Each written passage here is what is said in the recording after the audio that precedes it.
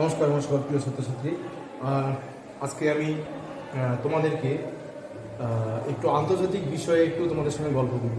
আমার বিভিন্ন ক্লাস তোমরা দেখেছো, তো আজকে যেই বিষয়টা নিয়ে তোমাদের সঙ্গে আলোচনা করব পুরোপুরি একটা ইন্টারন্যাশনালি, এটা পুরোটা ইন্টারন্যাশনাল ব্যাপার এবং পুরোপুরি আন্তর্জাতিক সম্পর্ক নিয়ে আলোচনা, এবং কিভাবে পৃথিবীর বিভিন্ন দেশগুলো একসঙ্গে যুক্ত হয়ে আছে, আরও অন্যান্য বিভিন্ন বিষয় নিয়ে আমি আলোচনা করব।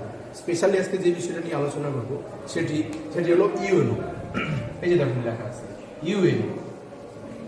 যে ইউএনও কি, এ কবে প্রতিষ্ঠা হয়েছে, কেন প্রতিষ্ঠা হয়েছে, হ্যাঁ, এই বিষয়টা নিয়ে আগে একটু ডিটেলস আলোচনা করি, তাহলে তোমাদের সুবিধা হবে। হ্যাঁ, যে এটা কি, দেখো ইউএনও এ ফুল ফর্ম হলো United Nations Organization. United Nation Organization, একে বাংলায় বলে জাতিপুঞ্জ। কি বলে? জাতিপুঞ্জ বা রাষ্ট্রপুঞ্জ। জাতিপুঞ্জ বা কি রাষ্ট্রপুঞ্জ। ওকে, রাষ্ট্রপুঞ্জ। এইবার দেখো, এই যে রাষ্ট্রপুঞ্জ বা ইউএনও, এই কেন প্রতিষ্ঠা হয়েছে, কারা প্রতিষ্ঠা করেছে, এই ইতিহাস জানতে গেলে আমাদের একটু আগে ফিরে যেতে হবে। কোথায় ফিরে যাব? আমরা দ্বিতীয় বিশ্বযুদ্ধ বিষয়টা একটু জানতে হবে। দ্বিতীয় বিষয়টা আমি একটু তোমাদেরকে বলি। সেই বিষয়টা যদি অল্প বলি তাহলে তোমরা তো বুঝে যেতে পারবে, মানে তোমরা বুঝতে পারবে বিষয়টা। দেখো, দ্বিতীয় বিশ্বযুদ্ধ চলে কত থেকে কত? দ্বিতীয় বিশ্বযুদ্ধ চলে কিন্তু 1939 থেকে একদম 1945 দ্বিতীয় বিশ্বযুদ্ধ চলে। ওকে, এইবার দ্বিতীয় বিশ্বযুদ্ধ শুরু হয়েছিল কবে? দেখো 1939 সালে 1 সেপ্টেম্বর, যখন এই যে দেখো জার্মানি চেয়েছিল কি গোটা পৃথিবীটাকে সে দখল করে নেবে, গোটা পৃথিবীর সে অধিকর্তা থাকবে, এরকম একটা ভাব ছিল।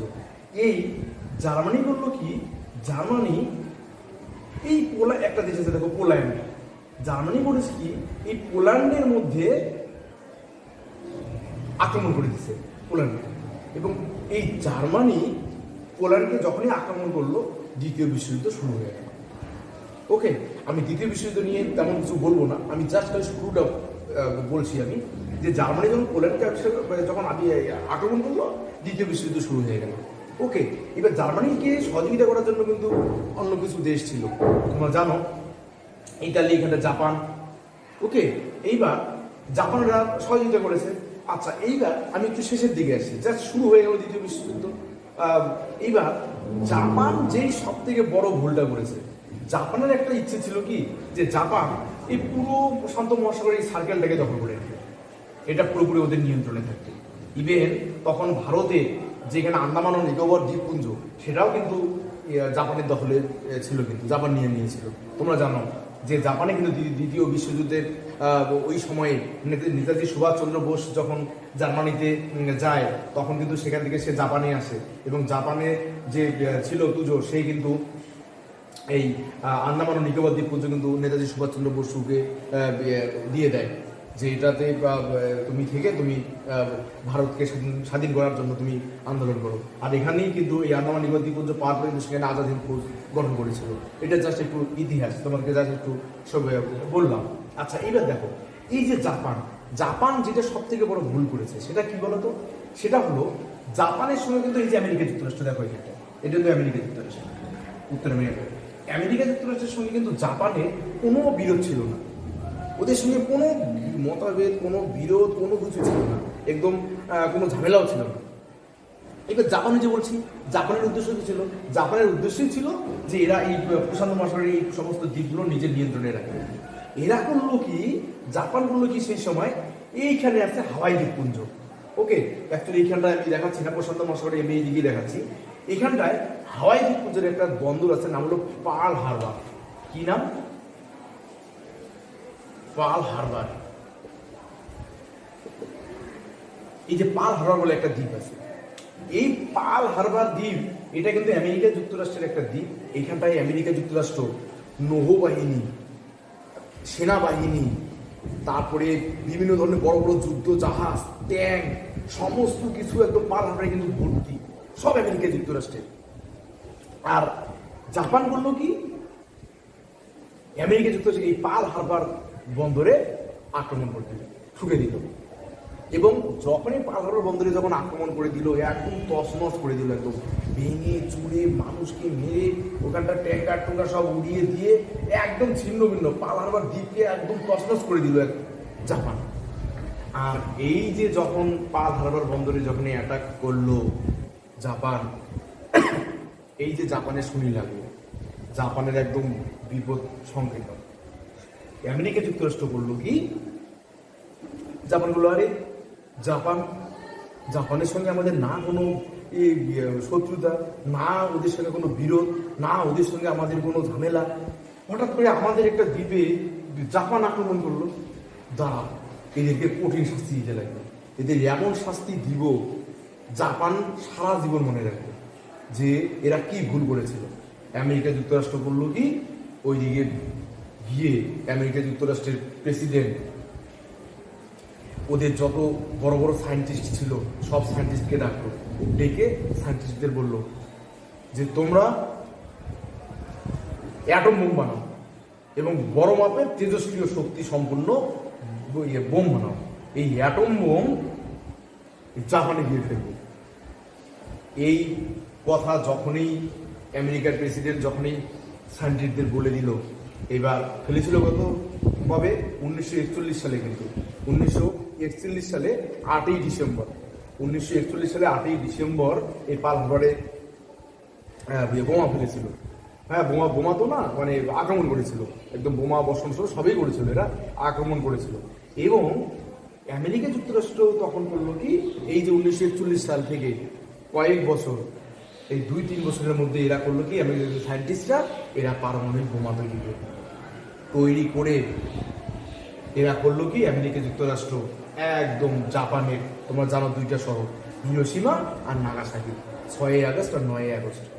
হ্যাঁ, প্যাট বয় আর একটা এই 2টা যে বড় বড় বোম, এই 2টা বোম কিন্তু এসে 2টা বন্দরে ফেলে, 2টা দ্বীপে ফেলে দিল, একটা হিরোশিমাতে আর একটা নাগাসাকিতে, দিয়ে একদম জাপানকে একদম তছনছ করে দিল। তেজস্ক্রিয় রাসায়নিক দিয়ে জাপানের একদম অবস্থা শেষ, জাপানের একদম যা কিছু ছিল সর্বস্ব হয়ে ধ্বংস হয়ে গিয়ে জাপান একদম উপকার, জাপান একদম সারেন্ডার করে দিল। আর ওদের তো মানুষ মারা গিয়ে একদম শেষ হয়ে গেছে, তাদের তেজস্ক্রিয়তার প্রভাব, মানে এখন পর্যন্ত সেখানকার মানুষ ভুগে, তাহলে কিরকম তেজস্ক্রিয় শক্তি সেখানটা ছিল। এই বোমা ফেলার সঙ্গে সঙ্গেই জাপান যখন একদম পুরোপুরি সারেন্ডার, জাপান যখন আর পারলো না, তার আগে এদিকে জার্মানি যে হিটলার তো পুরোপুরি একদম শেষ, এইদিকে জাপান শেষ, সঙ্গে সঙ্গে দ্বিতীয় বিশ্বযুদ্ধ 1945 সালে এই বোমা ফেলার সঙ্গে সঙ্গে দ্বিতীয় বিশ্বযুদ্ধ পরিসমাপ্তি। এই যে দ্বিতীয় বিশ্বযুদ্ধ শেষ হয়ে গেল, দ্বিতীয় বিশ্বযুদ্ধ শেষ হওয়ার সঙ্গে সঙ্গে গোটা পৃথিবীর যত শক্তিধর দেশ, বিশেষ করে যারা যারা এই জাপান, ইতালি আর এই যে জার্মানির বিপক্ষে ছিল, এই বড় বড় দেশ সবাই মিলে একত্রিত হলো।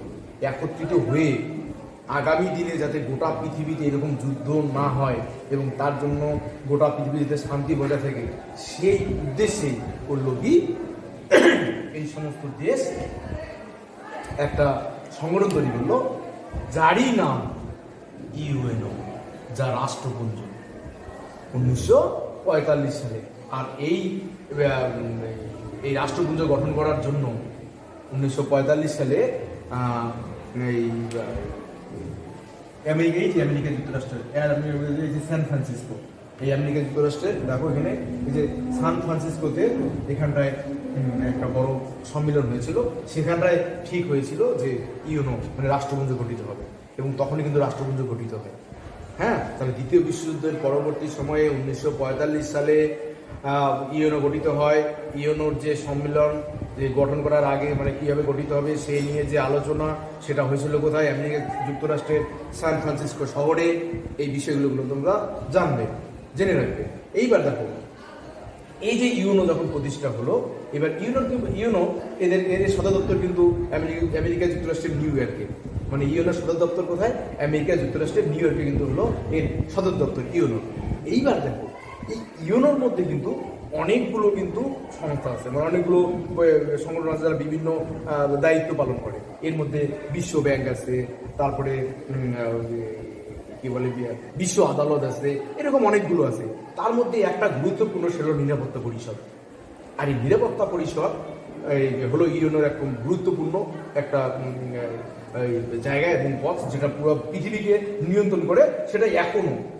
আর এই নিরাপত্তা পরিষদের মানে ইউএনওর 5 জন হলো স্থায়ী সদস্য আর 10 জন হলো অস্থায়ী সদস্য। এইবার দেখো এখানটা খেল, এই জায়গাটা দেখো এবার কিরকম মজা, যে ইউএনও প্রতিষ্ঠা যে করেছে ওদের কি উদ্দেশ্য ছিল এবং কেন। উদ্দেশ্য গোটা পৃথিবীতে দেখেছিল যে শান্তি, এবং তার ছাড়াও যে ওদের আরো কি কি উদ্দেশ্য ছিল সেটাই আমি এখন বলবো। দেখো ইউএনওর যে 5 জন স্থায়ী সদস্য, যারা অস্থায়ী সদস্য তাদের অত ভ্যালু নেই, ওরা কয়েক বছর থাকে তারপর থাকে না, আর থাকলেও ওদের অত শক্তি নিয়ে পাওয়া নেই। কিন্তু ইউএনওর যে 5 জন স্থায়ী সদস্য, যে 5টা দেশ, তাদের শক্তি এবং পাওয়ার বিশাল বিশাল পাওয়ার তাদের। এই 5টা দেশ কি কে দেখো, একটা হলো এই যে আমেরিকা যুক্তরাষ্ট্র, একটা হলো আমেরিকা যুক্তরাষ্ট্র, আরেকটা হলো ব্রিটেন, এই যে ব্রিটেন, আরেকটা হলো ফ্রান্স, ব্রিটেন আর কে ফ্রান্স। তাহলে কে কে গেল? আমেরিকা যুক্তরাষ্ট্র, ব্রিটেন, ফ্রান্স, এদিকে হলো রাশিয়া, আর এদিকে হলো চীন। দেখো 5টা, ভালো করে মনে করো। এইদিকে মনে একদম পশ্চিমে শুধু একটা আমেরিকা যুক্তরাষ্ট্র, ইউরোপের মধ্যে কে কে? ইউরোপের মধ্যে হলো ব্রিটেন আর ফ্রান্স, ইউরোপের মধ্যে কে ব্রিটেন আর ফ্রান্স, আর এশিয়ার মধ্যে কে? এশিয়ার মধ্যে রাশিয়া আর চীন। এই যে 5টা হলো স্থায়ী সদস্য। এইবার দেখো কি তারা বুদ্ধি করেছে। ইউএনও, ওদের ইউএনও তো সংবিধান আছে, ওদেরও সংবিধানের বিভিন্ন আর্টিকেল আছে, সেখানটায় দেওয়া লেখা আছে যে ইউএনওর যে 5 জন স্থায়ী সদস্য দেশ আছে, এই 5 জন স্থায়ী সদস্য দেশের একটা শক্তি থাকবে এবং তাদের একটা পাওয়ার থাকবে। তাদের এই পাওয়ারকে এক ধরনের তুমি বড় ধরনের একটা শক্তি তুমি মনে করো। এদের এই পাওয়ারগুলোকে বলা হয় ভিটো পাওয়ার। ভিটো পাওয়ার, এটি কি পাওয়ার বলে? ভিটো পাওয়ার। এবার দেখো কি মনে করো, পৃথিবীতে এই গোটা পৃথিবীতে যতগুলো দেশ আছে, এখন কিন্তু ইউএনও সদস্য প্রায় 193টা দেশ।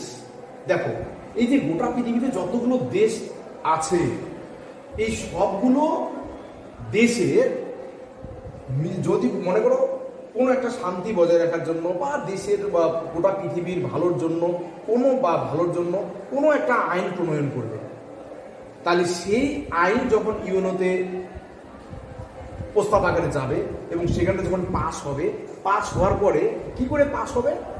এই যে ভিটো পাওয়ার যে দেওয়া আছে, যে 5টা স্থায়ী সদস্য দেশকে, এই 5টা দেশেরই সহমত থাকতে হবে, মানে রাজি থাকতে হবে। এই 5টা দেশের মধ্যে যদি কোনো একটা দেশ ভিটো দিয়ে দেয়, ভিটো মানে না, আমি নাই, আমি এটাকে সাপোর্ট করি না, ওই যে এই বলাটাকে বলে ভিটো পাওয়ার। যদি এই 5টা দেশের মধ্যে কোনো একটা দেশ যদি বলে যে এই যেটা গোটা পৃথিবীর জন্য আইনটা তৈরি হবে এটা আমি মানি না, বাস ওই আইনের পাস হবে না। দেখো এটা কেমন, মনে করো বড় একটা দেখা গেলো অন্যান্য বিভিন্ন দেশের সঙ্গে চীনের শত্রুতা আছে, এইবার পৃথিবীর সব দেশ চাচ্ছে যে এই আইনটা হোক, এটা আইন হলে গোটা পৃথিবী ভালো হবে, কিন্তু চায়না দেখতেছে তাদের জন্য ক্ষতি, চায়না বলবে ভিটো, মানে আমি নাই, আমি এটাকে সাপোর্ট করবো না, বাস ওইটা পাস হবে না। এইটা কিন্তু এখনো হয়ে আছে ইউএনওর এই শক্তি, এই 5টা দেশ এইভাবে ভোগ করছে। কে কে? আমেরিকা যুক্তরাষ্ট্র, ব্রিটেন, ফ্রান্স, রাশিয়া আর চায়না। এই ভিটো শক্তিকে ওরা বিভিন্ন জায়গায় কাজে লাগায়, রাষ্ট্রপুঞ্জের যে কোনো কাজে গোটা পৃথিবী। এটা নিশ্চয়ই এটা ভালো না। এইবার বাকি সমস্ত এই 5টা দেশ ছাড়া অন্যান্য দেশের সেরকম শক্তি নেই যে এদের বিরুদ্ধে কোনো আন্দোলন করবে বা এটা না করতে, সেটাও পারবে না। তাহলে এটা বড় বিপদ, বিশেষ করে আমাদের ভারতের কাছে ধরো বড় বিপদ। ভারতের এত কিছু থাকা সত্ত্বেও অনেক কিছু করে ফেলতে পারতো যদি খালি ইউএনওর সদস্য। ইউএনওর যে সংবিধান রয়েছে সেখানটায় আছে যে যতগুলো দেশ আছে যত দেশ আছে কোনো দেশকে আক্রমণ করতে পারবে না, এটা করা যাবে না, এটা না আছে, এটা করা যাবে না। তাহলে বিশ্ব শান্তি রক্ষা করার জন্য ইউএনও এটা ভালো প্রস্তাব। এইবার দেখো মজার কথা যেটা এইবার বলেছে কি, যে যতগুলো দেশ আছে রাষ্ট্রপুঞ্জের সঙ্গে যুক্ত যত দেশ আছে, এইবার এই দেশগুলোর মধ্যে স্থায়ী সদস্য যে 5টা দেশ আছে, 5টা যে স্থায়ী সদস্য দেশ আছে, সেই স্থায়ী সদস্য দেশরা কি কি ভোগ করবে সেটা একটু দেখো। মনে করো যদি কোনো একটা দেশের কোনো একটা অংশের মানুষ বা রাজ্যের কোনো একটা রাজ্য যে ওই দেশ থেকে আলাদা হতে চাচ্ছে, বা ওই দেশের সঙ্গে যেই দেশের মধ্যে এতদিন ছিল সেই দেশে কে ওরা মানবে না, তারা আন্দোলন শুরু করেছে এবং সেখানকার মানুষ একটা বিদ্রোহ ঘোষণা করেছে যে আমরা ওই দেশের সঙ্গে যুক্ত থাকবো না, তখন ওরা করবে কি, ওই যে যেই রাজ্যটা আলাদা হতে চাচ্ছে সেই দেশটাকে এই পাশের যে দেশটা আছে, মনে করো রাষ্ট্রপুঞ্জ যারা মনে করো আছে এইখানটায়, মনে করো আছে যে এই কি বলে ইরাক, এবার ইরাক মনে করো ওখানে বললো যে এদের বিদ্রোহ ঘোষণা করলো, যে যখন বিদ্রোহ ঘোষণা করলো যে আমাদের সহযোগিতা লাগবে। এইবার এই জায়গায় যেই অংশটা বিদ্রোহ ঘোষণা করলো তারা যদি আমেরিকা সহযোগিতা চায়, তাহলে আমেরিকা করবে কি, ওই যে বিদ্রোহ যারা করেছে তাদেরকে সহযোগিতা করবে এবং তাদের সেনাবাহিনী সেখানে পাঠিয়ে দিয়ে আন্দোলন করবে। কিন্তু এটা অন্য দেশে কিন্তু আবার করতে পারে না। এইখানটা দেখো একটা সহজ উদাহরণ দিই, ঠিক একই রকম চাল কিন্তু একদম আমেরিকা যুক্তরাষ্ট্র কিন্তু সব জায়গায় করেছে, একদম ইরান থেকে শুরু করে ইরাক, ইরান, আরো অন্যান্য যত দেশ আছে সমস্ত দেশে কিন্তু ইউএনও এই শক্তির কাজে লেগেছে। এখানে আরেকটা দেখো, তোমরা জানো ইউক্রেনের সঙ্গে রাশিয়ার কিন্তু একটা যুদ্ধ চলছে, ইউক্রেন আর রাশিয়া। এবার ইউক্রেন রাশিয়ার যুদ্ধের সময় দেখো ইউক্রেনের দুটো জায়গা আছে ইউক্রেনের, একটা হলো ডনেস্কো আর আরেকটা আছে ডনেস্কো আর লুহান্স। এই যে দুইটা জায়গার মানুষ বিদ্রোহ ঘোষণা করেছে এবং রাশিয়া কি করেছে, রাশিয়া ডুহান্স আর লুহান্স এই দুইটাই কিন্তু ইউক্রেনের কিন্তু দুইটা রাজ্য, দুইটা জায়গা কিন্তু এই জায়গার মানুষ বিদ্রোহ ঘোষণা করে বলে এরা ইউক্রেনের সঙ্গে থাকবে না, আর এরা তখন বলবে কি রাশিয়ার সাহায্য জন্য, যে রাশিয়ার সাহায্য এরা চেয়ে নিল।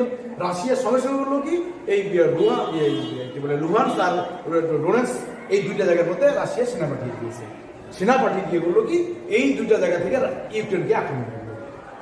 দেখো তাহলে ইউএনওর সেই শক্তিটাকে এরা কিভাবে কাজে লাগাচ্ছে, রাশিয়া এখানে আন্দোলন করে দিয়ে এই দুইটা জায়গাকে পুরোপুরি একটা রাশিয়ার নিয়ন্ত্রণে থেকে ইউক্রেনের উপর যুদ্ধ চালিয়ে দিল। তাহলে ইউএনওর এই যে স্থায়ী সদস্য হওয়াতে রাশিয়া এই সুযোগটা পাচ্ছে, ঠিক একই রকম সুযোগ কিন্তু এই আমেরিকা যুক্তরাষ্ট্র কিন্তু গোটা পৃথিবীতে কিন্তু নেই। আচ্ছা দেখো এই ইউএনওর সদস্য যদি ভারত হতে পারতো তাহলে ভারতের কি লাভ হতো, ভারতের কি হতো? দেখো পাকিস্তানে কিন্তু বিভিন্ন জায়গায় যেরকম বালুচিস্তান, ওইদিকে যেখানটায় উপরের দিকে পাক অধিকৃত কাশ্মীর, ওই সমস্ত জায়গায় দেখবে প্রচুর করে মানুষ কিন্তু আন্দোলন করে যে ওরা পাকিস্তানের সঙ্গে থাকবে না। যদি ইউএনওর স্থায়ী সদস্য যদি ভারত হতো তাহলে ভারত কিন্তু এই সমস্ত জায়গাগুলোতে এই জায়গার নতুন বলে দিত যে বালুচিস্তানের একটা আলাদা দেশ, যেটা করেছে কিন্তু এটা রাশিয়া। দেখো এখানটা কি করেছে বুঝো, রাশিয়া কিন্তু এখানে লুহান্স আর ডোনেটসকে বলছে যে এই দুটো আলাদা দেশ, আমরা ইউক্রেনের এই দুটো রাজ্যকে আমরা মানি না, এরা আলাদা দেশ, এখানে আলাদা প্রধানমন্ত্রী থাকবে।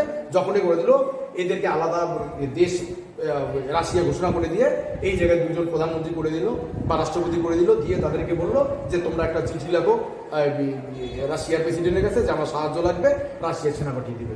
বাস রাশিয়ারই প্ল্যান, এই দুইটাকে আলাদা করে দিল, রাজ্য দুটোকে রাজ্যগুলো আলাদা দেশ করে দিল এবং প্রধানমন্ত্রী করে দিল বা রাষ্ট্রপতি করে দিল, তারাই চিঠি লিখলো রাশিয়াকে সহযোগিতার জন্য, রাশিয়ার সেনা ওইখানটায় পাঠিয়ে দিল, এদের ইউক্রেনের সঙ্গে যুদ্ধ শুরু করে দিল। কি প্ল্যান!